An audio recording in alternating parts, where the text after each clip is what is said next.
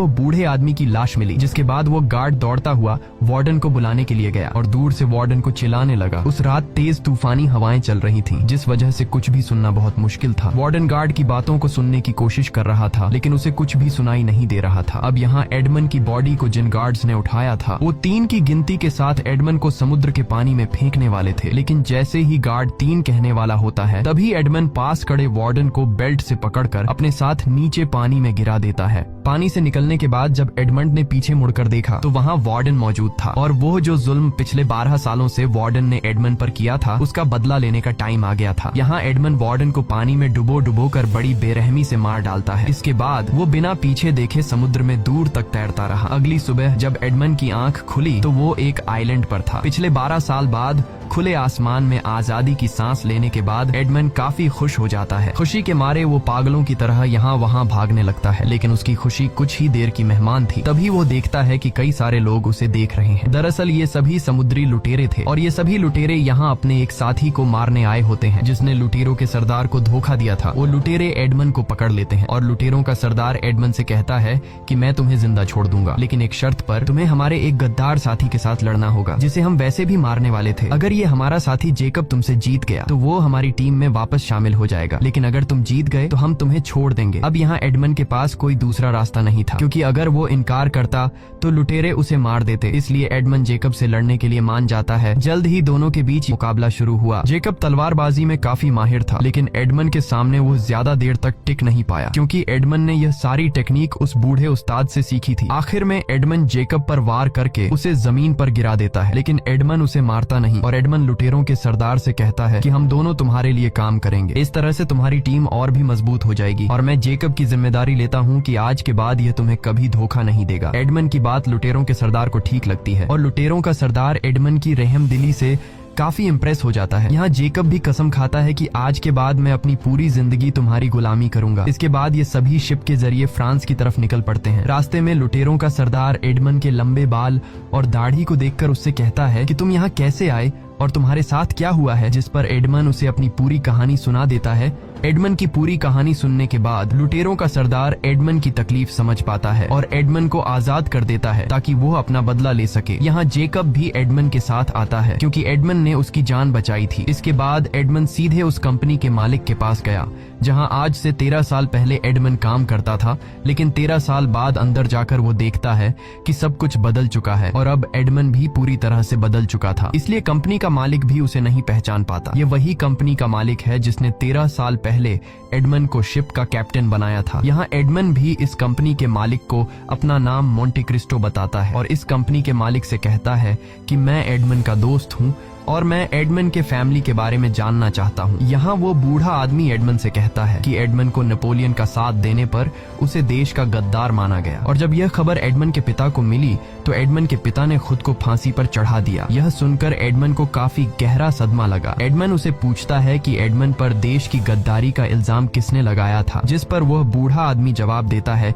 कि यहाँ के मैजिस्ट्रेट जिसका नाम विल्फ्रेड है। यहाँ एडमंड को यह भी पता चलता है कि एडमंड के जेल जाने के बाद उसकी जो गर्लफ्रेंड थी उसे एडमंड के बचपन के दोस्त फर्नांड ने उससे शादी की। अगली सुबह एडमंड और जेकब एक नाव में बैठकर उस तरफ निकल पड़े जहां मैप में खजाने का निशान बना हुआ था। मैप को फॉलो करते हुए ये दोनों एक आइलैंड पर पहुंच जाते हैं। अब आइलैंड काफी बड़ा था, इसलिए उन्हें खजाना ढूंढने में मुश्किल हो रही थी, लेकिन जब ये लोग आइलैंड के बिल्कुल बीच वाले हिस्से में पहुंचे तो वहां उन्हें एक तालाब दिखाई देता है और एडमंड उस तालाब में कुछ देख लेता है। एडमंड जब पानी में जंप मारता है तो उसे वहां पर खजाना मिल जाता है। एडमंड ने जैसे ही एक संदूक खोला तो चमचमाता हुआ सोना दिखाई दिया। यह देखकर जेकब खुशी से झूम उठा और उन्होंने जितना हो सके उतना सोना बोट में भर लिया, लेकिन वहां और भी सोने से भरी हुई संदूकें थीं और पूरे खजाने को ले जाने के लिए उन्हें एक बड़े जहाज की जरूरत थी। लेकिन खजाना पाने के बावजूद भी एडमंड खुश नहीं था। तब जेकब एडमंड से कहता है कि तुम्हें और क्या चाहिए, अब तो तुम दुनिया के सबसे अमीर इंसान बन गए हो। जिस पर एडमंड जवाब देता है कि मुझे बदला लेना है,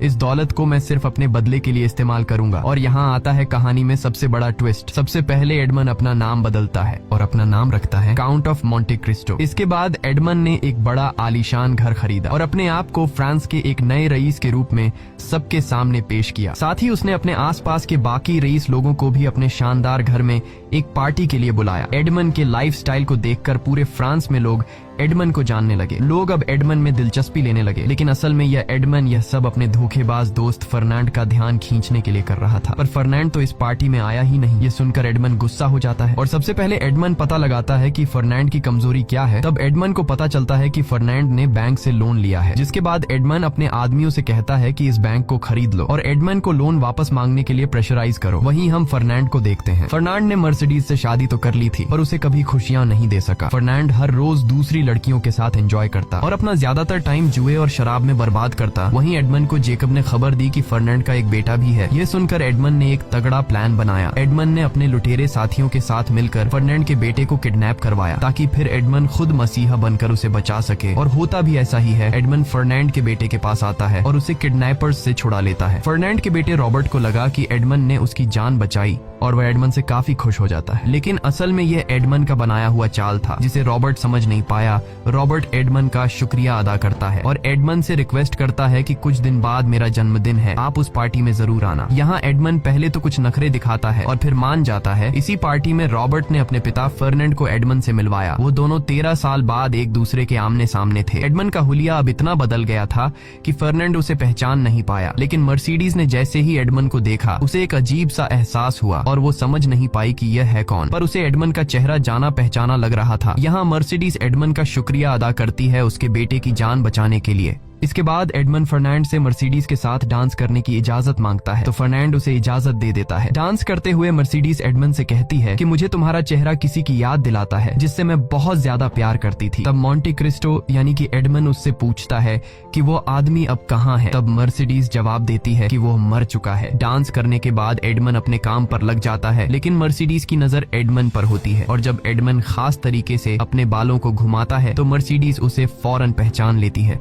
क्योंकि यह एडमन की पुरानी आदत थी। कुछ देर बाद यहाँ मैजिस्ट्रेट विलफोर्ड भी आ जाता है। ये वही आदमी था जिसने नेपोलियन के झूठे इल्जाम में एडमन को जेल भेजा था। एडमन ये जानता था कि फर्नांड को पैसों की सख्त जरूरत है, इसलिए मौके का फायदा उठाते हुए एडमन सीधा फर्नांड और विलफोर्ड के पास जाता है और उन दोनों के सामने बढ़ा चढ़ाकर बोलने लगता है कि मुझे एक जगह बहुत ही बड़ा खजाना मिला है और कल मेरा ढेर सारा सोना जहाज के जरिए आने वाला है। एडमन विलफोर्ड से कहता है कि तुम एक मैजिस्ट्रेट हो और मैं जानता हूँ कि यहाँ की पुलिस तुम्हारे कंट्रोल में है, इसलिए तुम बड़ी आसानी से पुलिस के पकड़े जाने से पहले ही मेरा सोना बचा लोगे। इसके बाद एडमन फर्नांड से कहता है कि सोने को मेरे घर तक पहुँचाने की जिम्मेदारी तुम्हारी है और इस काम के बदले में तुम दोनों को तुम्हारे हिस्से का सोना दे दूंगा। ये सुनकर विलफोर्ड और फर्नांड बहुत खुश हो जाते हैं और ये काम करने के लिए मान जाते हैं। एडमन की बातें सुनने के बाद विलफोर्ड ने फर्नांड के साथ मिलकर एक प्लान बनाया, जिसमें वो एडमन का खजाना यहाँ आने से पहले ही लूट लेंगे और फिर सारा सोना हमारा हो जाएगा। यहाँ फर्नांड कहता है कि इस काम को अंजाम देने के लिए एक आदमी है जो हमारी मदद कर सकता है। दरअसल फर्नांड रेड की बात कर रहा था। यह वही रेड है जो आज से 13 साल पहले एडमन के शिप का कैप्टन बनने से खुश नहीं था और अब वही 3 लोग फिर से मिल चुके थे जो 13 साल पहले एडमन को झूठे केस में फंसाकर जेल भेज चुके थे। लेकिन अब उन्हें पता नहीं था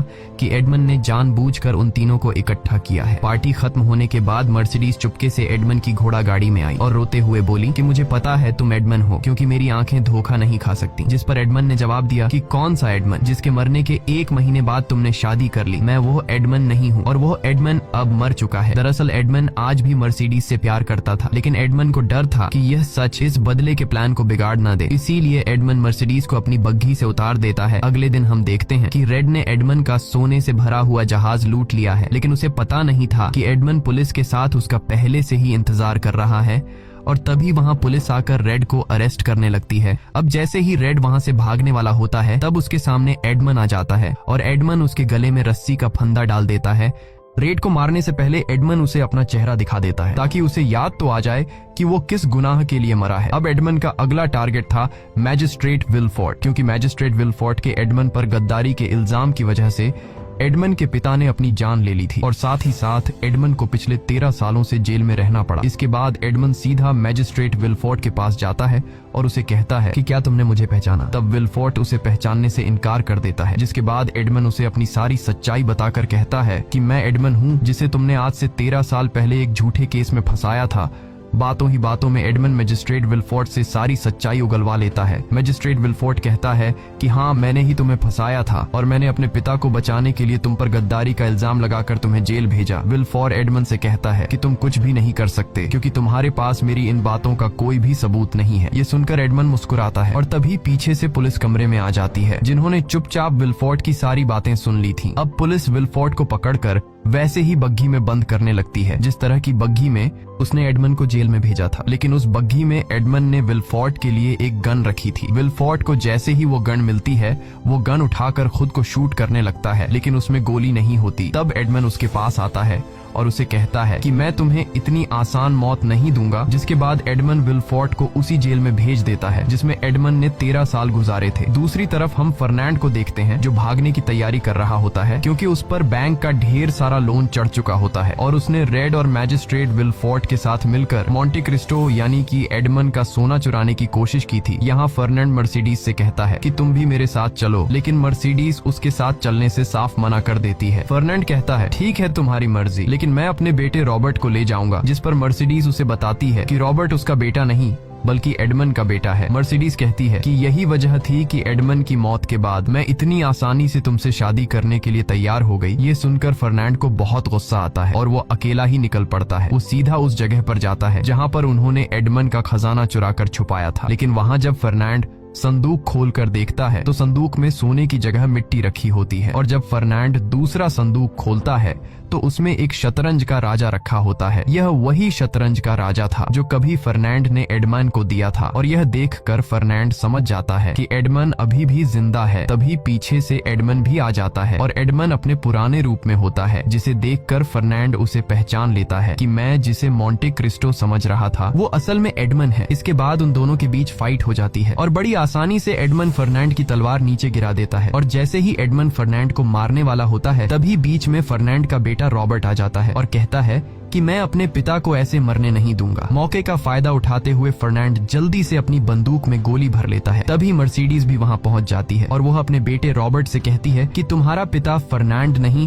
बल्कि एडमन है। यह सुनकर एडमन और रॉबर्ट दोनों हैरान रह जाते हैं। मर्सिडीज बताती है कि आज से 13 साल पहले जब मैं एडमन के साथ रिलेशन में थी तब एडमन के जेल जाने से 1 महीने पहले मैं प्रेग्नेंट थी और यही वजह थी कि मैंने एडमन के जेल जाने के बाद फौरन फर्नांड से शादी कर ली, क्योंकि अगर उस वक्त मैं फर्नांड से शादी नहीं करती तो बिना हस्बैंड के प्रेग्नेंट होने पर लोग मुझे बहुत बुरा भला कहते। ये सुनकर एडमन बहुत खुश हो जाता है क्योंकि उसे मर्सिडीज और उसका बेटा वापस मिल जाते हैं। अब यहाँ एडमन फर्नांड से कहता है कि तुम यहाँ से चले जाओ, मैंने तुम्हें माफ कर दिया। लेकिन फर्नांड कहाँ मानने वाला था। वो एडमन से कहता है कि मेरी बंदूक में एक ही गोली है और इस एक गोली से मैं तुम्हें ऐसी जगह मारूंगा जहाँ तुम्हें बहुत तकलीफ होगी। ये कहकर फर्नांड अपनी बंदूक मर्सिडीज पर तान देता है और जैसे ही फर्नांड मर्सिडीज को मारने वाला होता है तभी जेकब तेजी से फर्नांड की तरफ चाकू फेंकता है, जिससे फर्नांड का निशाना चूक जाता है और गोली मर्सिडीज के कंधे पर जा लगती है। अब फर्नांड वहां से भागने लगता है क्योंकि उसकी बंदूक में एक ही गोली थी।